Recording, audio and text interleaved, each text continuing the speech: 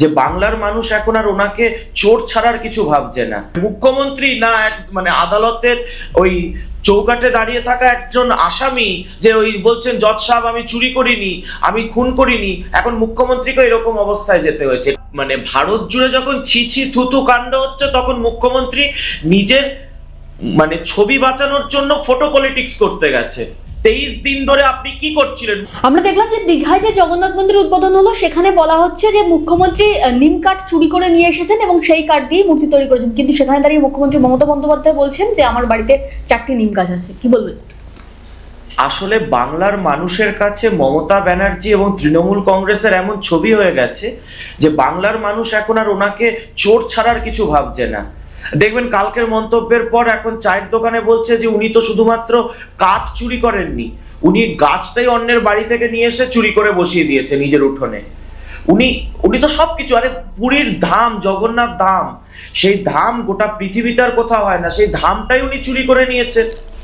তৃণমূল কংগ্রেস থাকলে চুরি করবে না এমন কোনো বিষয় নেই, ওটা চুরির পার্টি, চোরেদের দল, তো সেটাই করেছে। উনি বলছেন কোন মুখ্যমন্ত্রীকে আপনি বলতে শুনেছেন যে আমার বাড়িতে এতগুলো নিম গাছ আছে? মানে কোন জায়গায় ওনার বিশ্বাসযোগ্যতা, গ্রহণযোগ্যতা পৌঁছেছে? মানে মুখ্যমন্ত্রী না মানে আদালতের ওই চৌকাঠে দাঁড়িয়ে থাকা একজন আসামি যে ওই বলছেন জজ সাহেব আমি চুরি করিনি, আমি খুন করিনি, এখন মুখ্যমন্ত্রীকে এরকম অবস্থায় যেতে হয়েছে। এটা বাংলার লজ্জায় পরিণত হয়েছেন মমতা ব্যানার্জি। 23 দিন পর আমরা দেখলাম মুখ্যমন্ত্রী মুর্শিদাবাদে পৌঁছলেন এবং দুর্গতদের সঙ্গে দেখা করলেন। দেখা করেননি তো, গোটা মানে ভারত জুড়ে যখন ছি থুতু কাণ্ড হচ্ছে তখন মুখ্যমন্ত্রী নিজের মানে ছবি বাঁচানোর জন্য ফটো পলিটিক্স করতে গেছে। কি দেখা করতে গেছেন? কোন দুর্গতর উনি পাশে দাঁড়িয়েছে? 12টা হিন্দু মন্দির ভেঙে গুড়িয়ে দেওয়া হয়েছে। মুখ্যমন্ত্রী হিসেবে যদি উনি রাজধর্ম পালন করতে চাইতেন তাহলে সেই 12টা মন্দির সংস্কার করতেন। মুখ্যমন্ত্রী করেছেন? মুখ্যমন্ত্রী করেননি। ওই যে দুর্গতরা আজকে মালদার শরণার্থী শিবিরে পালিয়ে যেতে হয়েছিল, তাদের খাদ্য জোগান করেছেন? মুখ্যমন্ত্রী করেননি। বিজেপি নেতাদের যেতে হয়েছে, বিজেপি কর্মীদেরকে গিয়ে তাদেরকে খিচুড়ি খাওয়াতে হয়েছে। যারা ঝাড়খণ্ডে পালিয়ে গেছে তাদের সুরক্ষা দিতে পেরেছেন? মুখ্যমন্ত্রী দিতে পারেননি। মুখ্যমন্ত্রী ফটো পলিটিক্স করতে গেছেন। আপনি দেখলেন না হরগোবিন্দ দাস আর চন্দন দাস প্রয়াত হয়েছেন, তাদের স্ত্রীদের নিয়ে কি নোংরামি করলেন? ওনার রাজনীতি হচ্ছে হলো শো অফের রাজনীতি। ওই শো অফের পলিটিক্স করতে উনি গেছেন। উনি কোন হিন্দুর পাশে দাঁড়িয়েছেন বলুন? কোন হিন্দুর বাড়ি তৈরির জন্য উনি 5 পয়সা দিয়েছেন বলুন?